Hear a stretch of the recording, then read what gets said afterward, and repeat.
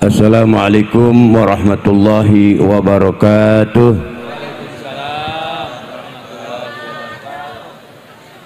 Pojok. Pojok. Bismillah wa billah wa ala Allah wa minallah wa fillah wa la hawla wa la quwata illa billah.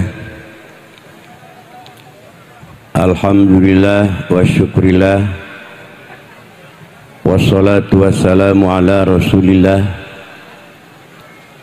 wa ala alihi wa sahbihi wa mawalah, amma ba'du. Qala Allah ta'ala fil Qur'anil azim, a'udzu billahi minasy syaithanir rajim. Wa idh ibtala Ibrahim rabbuhu bikalimatin fa'atammahunna qala inni ja'iluka lin-nasi imama qala wa min dzurriyyati qala la yanalu ahdi dzalimin.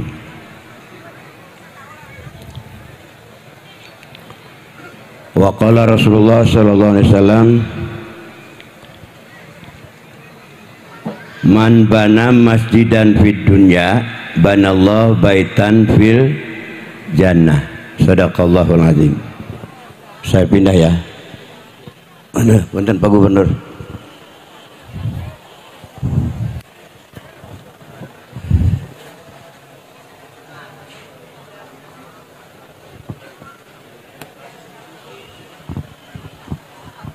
Arek nangtung geus teu kuat tu urna. Diuk didinya jemper ieu punggungna. Jadi minta kursi supaya gini dudukkan tegak enak. Malum sudah faktor U ya. Pada masa masih muda ini. Baru 26 Pak Gubernur. Iya. Saya kelahiran tahun 62. Sekarang berarti usia 26 kan? Iya Pak Kapolres ya? Iya. Pada bulan Januari akhir saya di rumah sakit, Fatimah. Ke-12 kalinya saya dirawat di Fatimah itu. Kebayangin tuh Pak, dirawat di rumah sakit Fatimah sampai 12 kali, hampir tiap minggu. Seolah-olah rumah sakit Fatimah itu punya saya aja tuh. Iya. Pulang di rumah 2 hari, masuk lagi ke rumah sakit. Yang benar seperti punya sendiri, tapi nggak bayar lagi saya. Pas terakhir ke-12 kalinya ditengok sama Pak PJ, Pak Al tuh. Saya cerita, Pak PJ mungkin saya Senin besok, waktu itu kalau nggak salah malam Sabtu ya, Pak PJ ngenengok tuh. Saya mungkin hari Senin mau dirujuk ke Tangerang. Dia langsung angkat telepon tuh, telepon direktur RSUD provinsi. Ternyata siap, ada alatnya di situ kan. Saya dipindah oleh gubernur ke sana, nggak jadi ke Jakarta, ke Tangerang. Alhamdulillah di situ Pak PJ saya ditangani sampai dibelah nih. Dari mulai bawah angen, cek nama angennya, angen, tahu angen? Di rongga ini nih sampai ke pusar dipeset. Apa yang diambil? Empedu. Berarti saya ini udah teboga hamperu kieu kula mah dengdengan. Euy dengdengan. Urang mah geus teboga hamperu, geus diala. Jelema teboga hamperu berarti teboga perasaannya.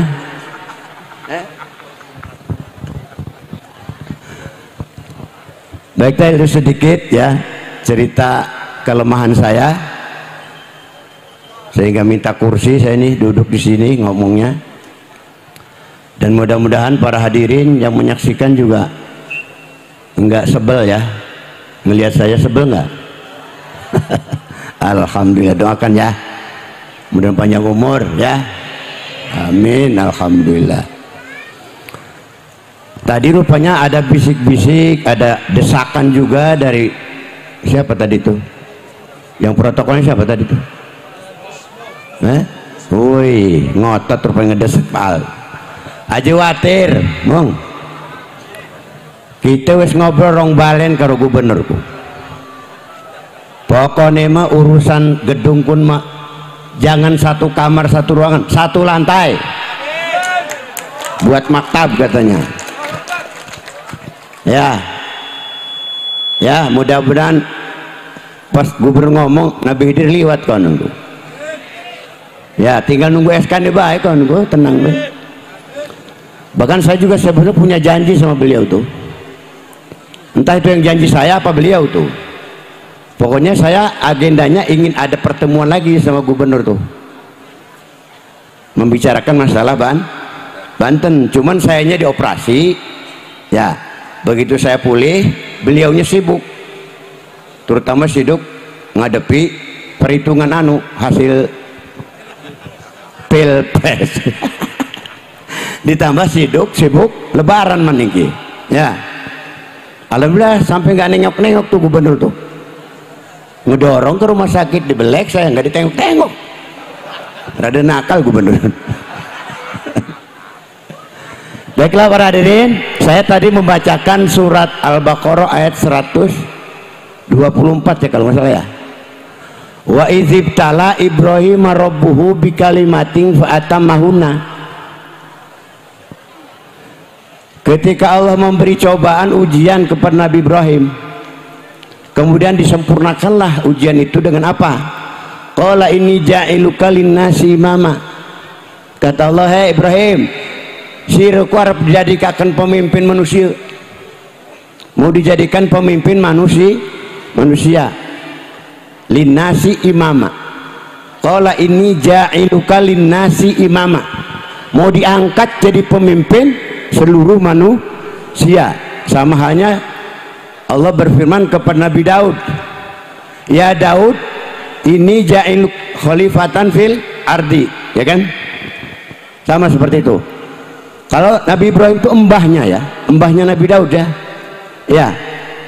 Pertama kali orang yang diangkat jadi pemimpin manusia, bahkan sampai sekarang menjadi mbahnya, bapaknya agama. Itu Nabi Ibrahim nawar itu. Ibrahim, kamu saya angkat jadi pemimpin manusia, kata Allah. Ini ja'iluka linnasi imama. Nabi Ibrahim nawar. Qala wa min dzurriyyati barang bat. Ya. Nabi Ibrahim berkata, jangan saya aja ya Allah, katanya, yang dijadikan pemimpin. Anak cucu saya juga, katanya. Qala wa min dzurriyyati. Direspon sama Allah, dijawab, qala la yanalu ahdiz zalimin. Walaupun anak keturunan kamu, kalau zalim nggak bakalan dapat anugerah, nggak dapat pangkat. Nah, ini sengaja saya ungkap, bahkan kalau diikuti saya pesan kepada panitia pengatur acara segala macam, tolong nanti kori-kori yang baca Quran di sini bacakan ayat-ayat itu. Kalau nggak saya 5 ayat saya pesankan tuh, ya, untuk kori-kori itu, ya, supaya saling merenungkan. Sebab salah satu fungsi diturunkannya Quran, mukjizat Nabi Muhammad, untuk dibaca. Setelah dibaca dipahami, setelah dipahami diamalkan, gitu ya. Ya, begitu ya. Jadi aja di Kayong Banten ku baca-baca kori, ngotot-ngotot anggota DPR segala, kori tukang koriku. Ya. Jadi ingat saya tuh, rubba qari'in wal Quran yal'anu. Banyak orang baca Quran tapi Quran sendiri melanatinya. Kenapa? Ya mungkin bisa jadi baca Quran rajin tapi tajwidnya udah bener. Tajwidnya bener, lagunya bagus, pengen di alam. Ya. Ya. Ada yang bagus segala macam nggak pengen di alam. Ya hampir termasuk aleman pun. Nggak diamalkan masalahnya, dibaca-baca aja, diamalkan mah enggak.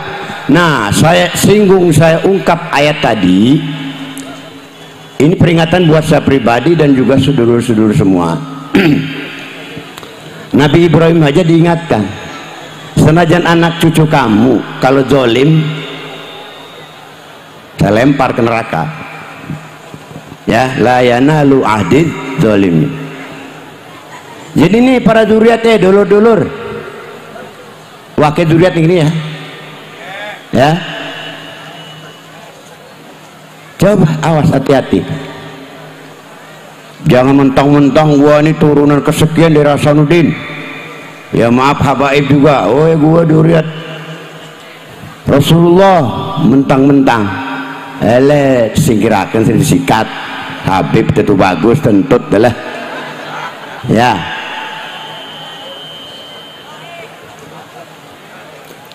Ya moga-moga ini pada paham nih. Khusus para duriat nih. Ya, jangan mentang-mentang ya. Bahkan di surat Al-Hujurat ayat 13 itu apa? Ya ayyuhan nasu inna khalaqnakum min dzakari wa unsa wa ja'alnakum syu'uban wa qabaila lita'arafu inna akramakum indallahi atqakum. Tuh bukan yang paling sempurna, paling apa, yang paling mulia di antara kalian adalah turunan Nabi, turunan Hasanuddin, bukan. Inna akramakum indallahi atqakum, yang paling mulia dari kalian adalah yang paling takwa. Apa takwa itu? Takut sama istri tua. Itu mau gubernur urusannya itu mah. Makanya udah jadi gubernur juga nggak berani ngewayu. Wedin rabi dari kamu. Kong wali kotamu kok. Ya, apalagi Kapolres. Wah, bayar cemen ini.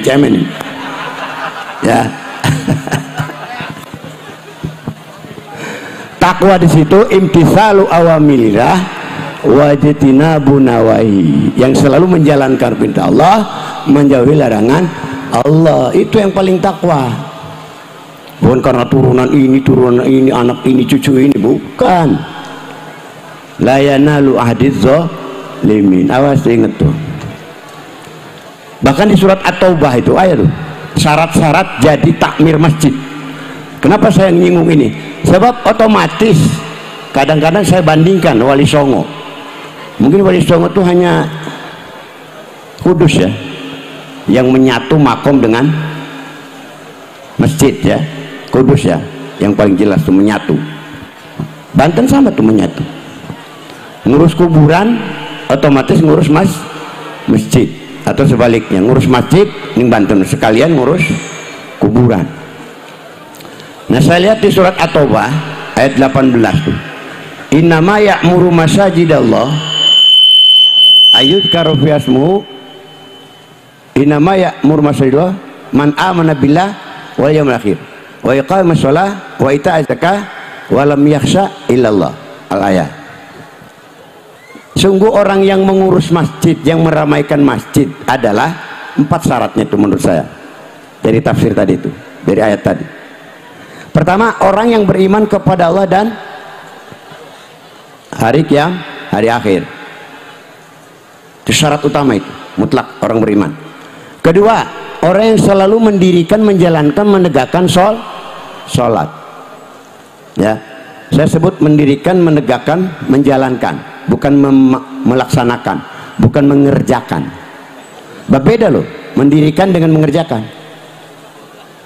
Kapolres mau mendirikan rumah, harus siap apa dulu? Siapkan tanahnya dulu, beli alat-alat bangunannya, pasir, batu, semen, tetek bengek, besi, beton segala macam, ya, beli kenteng segala macam tuh, ya kan? Itu orang yang mendirikan rumah. Kalau yang mengerjakan rumah itu tukang bas.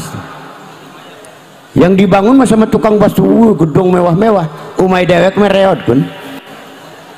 Itu kebanyakan di kita ini sholatnya baru mengerja, belum mendirikan. Nah yang kedua harus mendirikan sholat. Lah maaf nih, saya bongkar aja nih aib di kita ini di sini. Dulu waktu saya zaman ketua masjid 26 sampai 2010 sempat saya jadi ketua masjid. Allahu Akbar dohor kok.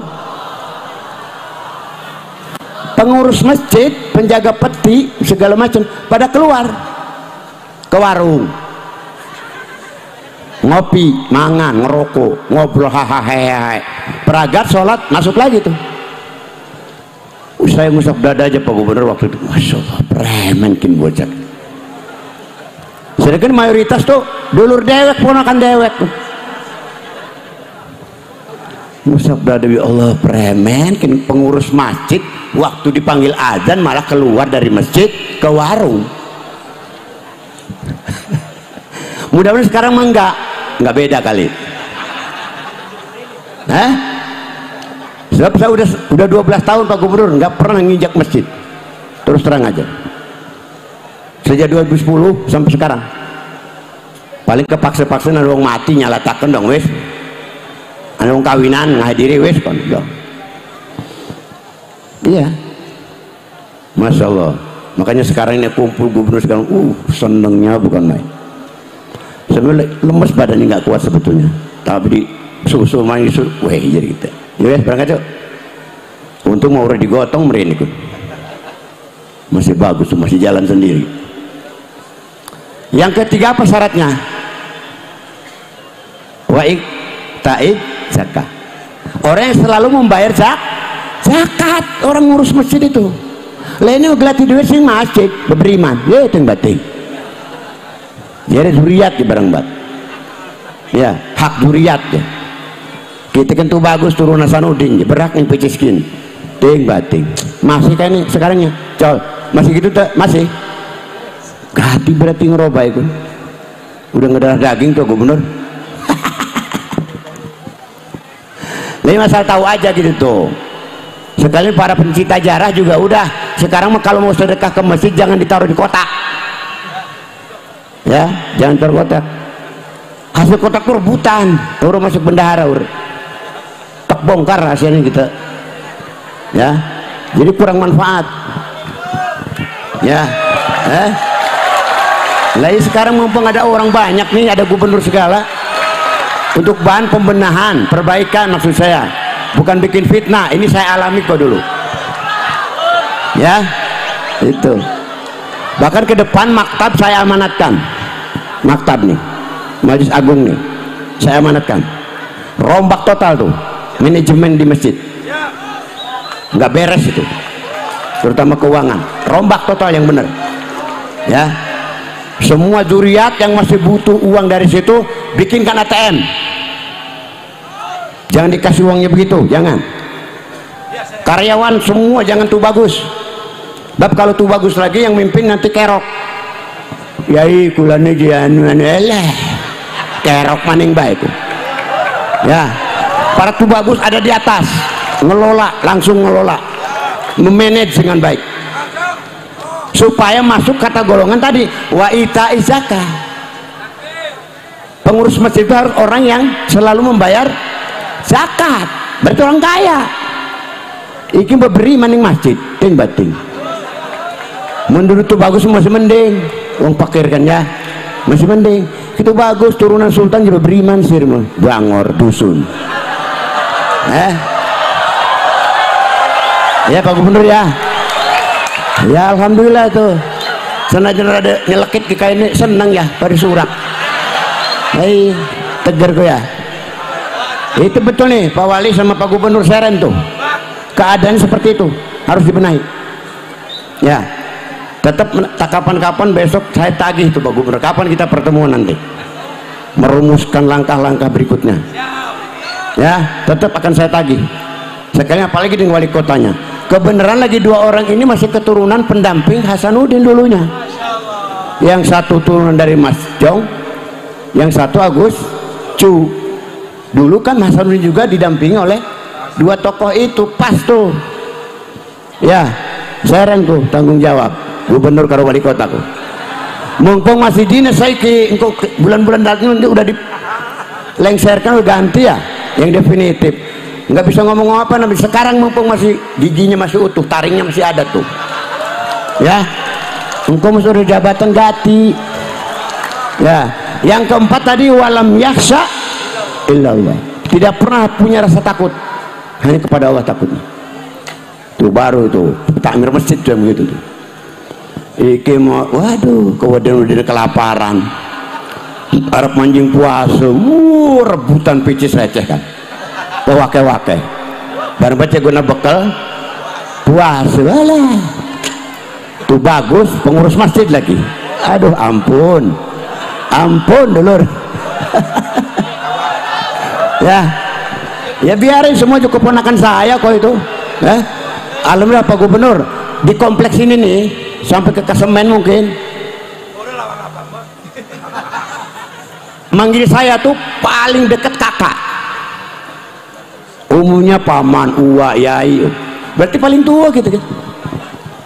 Jadi kita enak ngomong mungkinan gitu, ponakan kabeh ya. Dan memang kenyataan lagi, dan tujuannya juga untuk perbaikan ke depan. Masa dari dulu begitu aja Masjid Agung Banten. Setuju kan kalau nanti para duriat, para karyawan, fakir miskin semua dibikinkan ATM aja, tiap per bulannya dapat sekian per orang, sekian udah. Saya punya konsep dulu tuh, satu orang bisa dapat tiga bagian. Saya ngacu ke Al-Anfal 41, khumusul khumus. Saya merumuskan konsep untuk pembagian keuangan, memanage uang ini pakai rumus itu, khumusul khumus dibagi 5. Satu bagian 20% untuk perawatan masjid, 20% untuk karyawan, gaji karyawan, 20% lagi untuk para zuriat tuh bagus kerek yang miskin, yang masih butuh sama uang kuburan. Disiapkan 20%, disiapkan 20% itu sama saya ya. 20% lagi untuk kepentingan umum, ada pesantren, ada madrasah, ada majelis taklim, ada kiai segala macam di sekitar sini, ada yatim piatu segala macam tuh ya, disiapkan 20%. Terakhir yang 50% lagi untuk kepentingan umum sosial. Jadi makmur itu.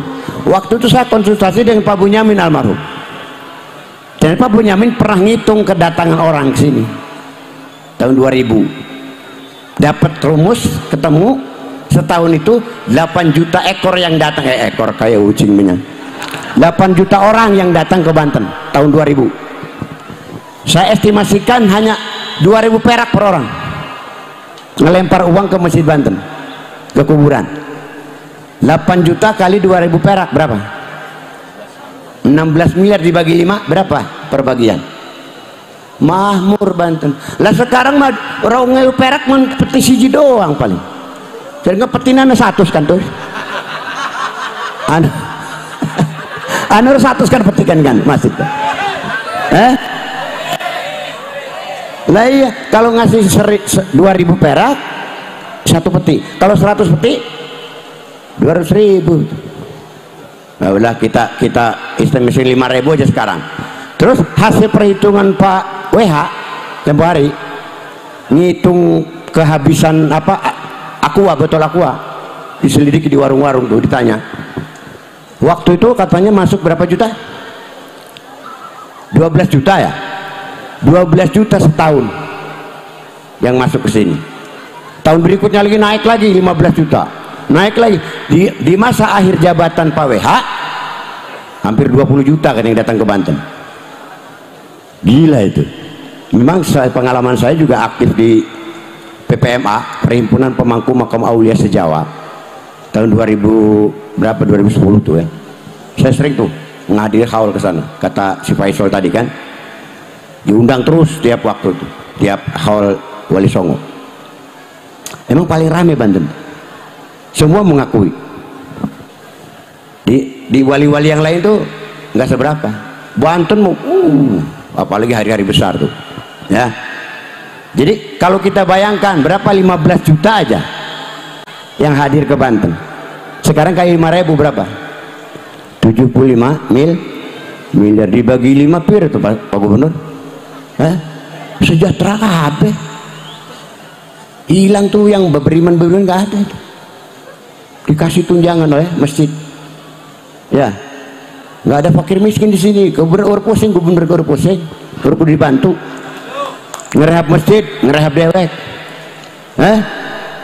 Yang penting di manage dengan baik itu, supaya kita muncul sebagai tubagus, benar-benar tubagus, sebagai takmir masjid. aja beberin seumur urip ya, nurun anak putu beberiman baik. Harus dirubah mindsetnya ya, dulur ponakan KBG, dirubah mindsetnya tuh. Itu saja barangkali, karena besok juga saya masih ada. Tadi katanya Bani Khotib mau ngadakan haul juga katanya. Malah saya baru dengar itu. Nggak tahu saya tuh kalau besok Bani Khotib mau ngadakan haul juga. Ya, saya baru dengar malah jadi gitu ya. Barang gering di konon-konon sih bocor. Ya, lah diajak ngomong tuh preman kon ya. Dineki dadi nih mending mun enak dadinya. Barang orang keasinan muka penuh muntah deh. Ya. Jadi saya ulang lagi Pak Gubernur, Pak Wali, ini momen penting. Saya memperjuangkan ini sejak 88 terus terang. Saya menikah dengan istri pertama itu dari Cirebon 88. Langsung berkiprah. Mengadakan acara yang saya rawat sampai hari ini. Setahun tuh mungkin ada 6 bulanan, yaitu Khaul Sultan Maulana Hasanuddin sekarang. Tadi udah disinggung dulu. Wafatnya Sultan Hasanuddin malam takbir, tanggal 29 Ramadan wafatnya.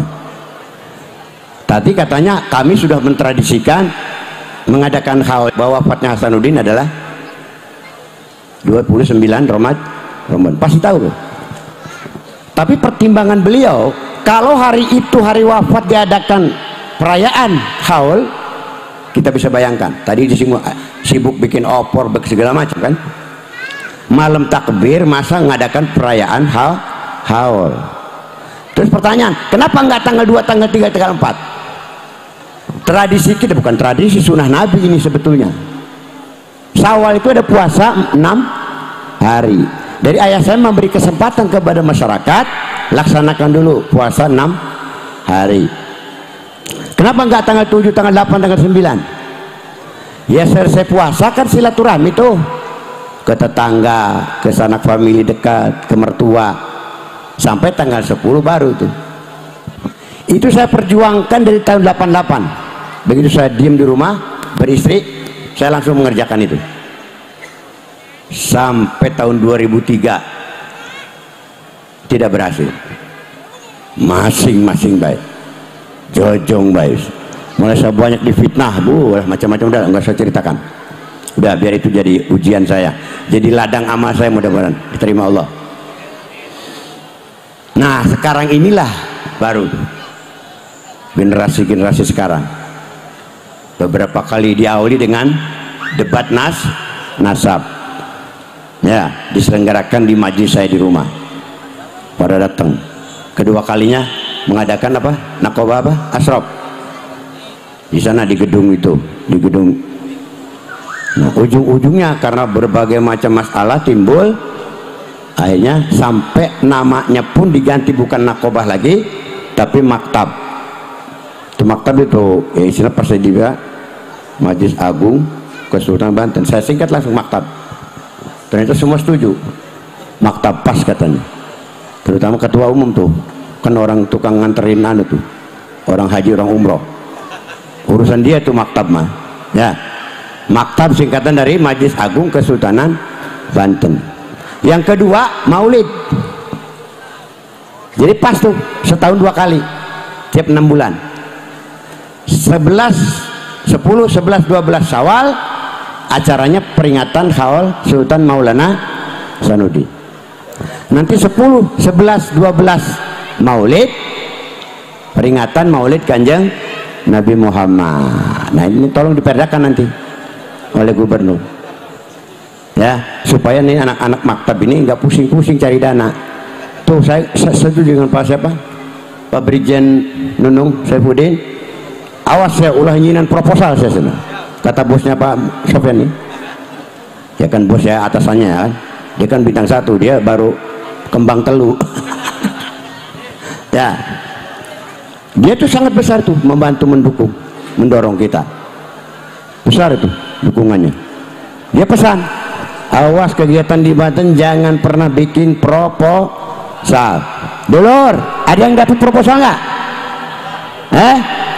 bohong kun aja ladeni anti proposal di Banten mah saban hari duit dianterin dia datang, ngapain proposal, tinggal dikelola dengan baik dengan benar makmur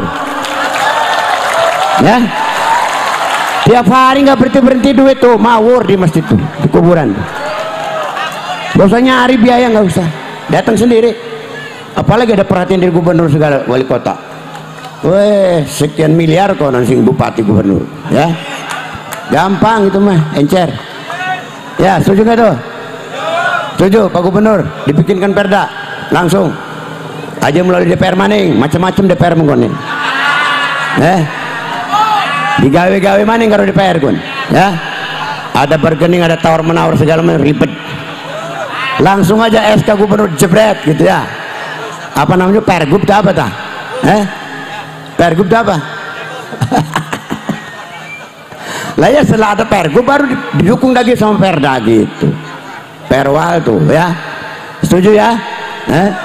Jadi para dulur-dulur keponakan kabeh hampura ya uake mamangke ngomong kayak segelem ya, tapi menainan manfaat itu ya.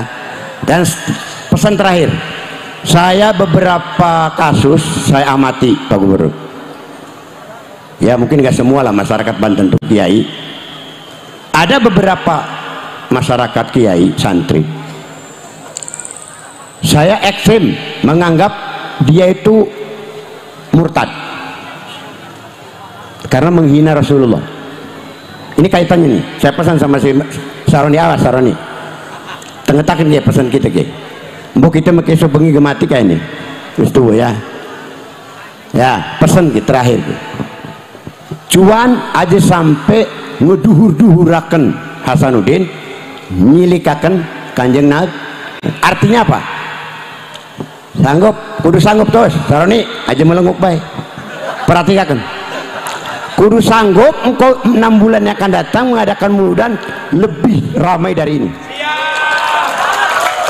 Kalau buktinya nanti lebih kecil dari sekarang, murtad sih. Nah iya, ada di suatu daerah seorang kiai melaksanakan mauludan, yang hadir paling ribuan orang lah. Habis kerbaunya sapi cuma 5 ekor. Muludan. Pas acara Haul Abdul Qadir, sapinya 100 lebih. Yang hadir ratusan ribu orang. Bahkan lokasi pesantren itu 5 km radiusnya dipagar, ditutup sama polisi, mobil motor nggak boleh masuk 5 km jarak. Dasarnya tuh emang kan hebatan Abdul Qadir dibanding Rasulullah. Nah di situ loh saya ekstrim menganggap murtad orang tuh kiai itu ya, menghina Rasulullah ya. Bayangkan ratusan lebih sapi pas haul Kanjeng Nabi muludan hanya 5 ekor, berapa kali lipat tuh, ratusan ribu yang hadir Abdul Qadir tuh haulnya. Pas haul Rasulullah hanya ribuan orang saja. Awas itu, hati-hati. Kenapa orang cenderungnya haul Abdul Qadir? Punya uang 50 juta, usahanya lagi merosot nih bosnya. Di kanan kiaian itu lagi mau ngadakan haul Abdul Qadir, katanya kalau ikut haul nanti dapat barokah di Abdul Qadir, perusahaannya maju lagi. Datang kiai, saya nyumbang 50 juta tuh, dapat imbalan supaya barokah Abdul Qadir jatuh ke dia karena nyumbang 50 juta. Emangnya Kanjeng Nabi nggak ngasih motivasi? Ngasih syafaat, lebih dasar syafaat. Tapi ada yang paham lagi, syafaat itu bukan sekarang katanya, paling cepat pertama hari kiamat syafaatnya. Kedua di alam mahsyar ketika matahari sejengkal di atas kepala. Ketiga di dalam neraka ketika umat Islam banyak yang masuk neraka, Rasulullah lihat sujud kasihan sama umatnya kan, sujud minta syafaat tuh. Sehingga orang lebih banyak mengejar barokah Abdul Qadir, sebab para murid-murid Abdul Qadir kesininya memanipulasi. Saya yakin Abdul Qadirnya nggak begitu, nggak mengajarkan begitu. Saya yakin 100%. Yang mengembangkan begitu tuh murid-muridnya yang kesini, saking kultusnya sama Abdul Qadir, sehingga bikin rumusan-rumusan seperti itu. Sampai ada bikin liwet apa dengan intipnya itu apa namanya, tumpengan, ada apa namanya, bakar menyan, laju rokok yang gede-gede itu apa namanya, lisong, segala macam tuh, macam Manaqib Abdul Qadir. Waduh, itu masih merajalela tuh di negara, di masyarakat kita ya. Dan saya pesan juga kepada maktab, tolong itu sistem jarah, cara jarah pun dibenahi itu. Saran kok terus ya, aja sampai terjerumus ke dalam menduakan tuh Tuhan.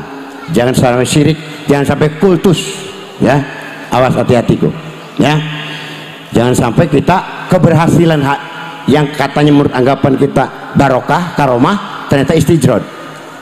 Awas, hati-hati itu ya. Ciri istijrod gampang. Setelah berhasil orang nih, katakanlah santri muda, kiai muda, nggak punya santri, belum punya murid, belum santri, bolak-balik jarah ke Banten, dapat setengah tahun shotnya banyak. Wih, lamun orang terjarah ke Banten mencan kiai ya pesantren orang. Oh, berarti yang membuat pesantrennya maju bukan Allah, tapi itu kan salah, itu pemikiran begitu ya. Aja bukan berterima kasih, bersyukur kepada Allah, bersyukurnya ke kuburan Hasanuddin ya. Hanya bawa ngasih ini ngasih itu segala macam ke kuburan. Nah itu juga efeknya tuh, efeknya kepada zuriat yang menikmati uang itu tuh begitu tuh pikirannya pada petang ya, karena diloloi pun diloloi itu ya. Ini peringatan nih ya, mudah-mudahan ini jadi wasiat saya nih ya, akan dikenang untuk sampai ada perubahan-perubahan mindset ya, menjadi baik ya. Mudah-mudahan sekali lagi saya ingat lagi Pak Gubernur, Pak Wali, dalam waktu cepat apa yang diharapkan, diinginkan oleh maktab sudah terwujud. Dan saya tagih kapan kita ketemu lagi ngobrol serius khusus, insya Allah. Ala kadang ngobrol kuat, wis kuat insya Allah. Itu saja ya, kurang lebihnya walafu minkum billahi fisabilillah. Wassalamualaikum warahmatullahi wabarakatuh. Hampurannya, hampura. Hampura, Prof.